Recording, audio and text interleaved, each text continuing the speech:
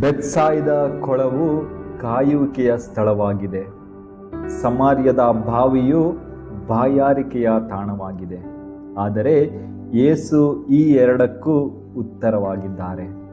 ಬೆತ್ಸಾಯಿದ ಕೊಳದ ಬಳಿ ರೋಗಿಯು ಕದಲುವ ನೀರಿಗಾಗಿ ಕಾಯುತ್ತಿದ್ದನು.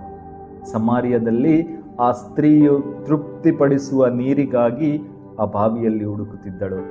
ಆದರೆ ನಿಜವಾದ ಸ್ವಸ್ಥತೆ ಮತ್ತು ನಿಜವಾದ ತೃಪ್ತಿ ಒಂದು ಕೊಳದಿಂದ ಅಥವಾ ಒಂದು ಬಾವಿಯಿಂದ ಬರುವುದಿಲ್ಲ. ಬದಲಾಗಿ ಅದು ಆತನಿಂದ ಮಾತ್ರ ಬರುತ್ತದೆ ಎಂದು ಯೇಸು ತೋರಿಸಿಕೊಡುತ್ತಾರೆ. ಪ್ರಿಯರೇ, ಆತನೇ ಜೀವಜಲವಾಗಿದ್ದಾನೆ. ಆತನು ಗಾಯಗೊಂಡದ್ದನ್ನು ಗುಣಪಡಿಸುತ್ತಾನೆ, ಖಾಲಿಯಾದದ್ದನ್ನು ತುಂಬಿಸುತ್ತಾನೆ ಮತ್ತು ಈ ಲೋಕವು ನೀಡಲಾಗದಂತಹದ್ದನ್ನು ಆತನು ನಮಗೆ ನೀಡುತ್ತಾನೆ. ಯೇಸು ನಮ್ಮ ಜೀವನದಲ್ಲಿ ಪ್ರವೇಶಿಸಿದಾಗ ನಾವು ಇನ್ನು ಮುಂದೆ ಹತಾಶೆಯಲ್ಲಿ ಕಾಯಬೇಕಾಗಿಲ್ಲ ಅಥವಾ ಶೂನ್ಯತೆಯಲ್ಲಿ ಬಾಯಾರಿಕೆಯಿಂದ ಇರಬೇಕಾಗಿಲ್ಲ.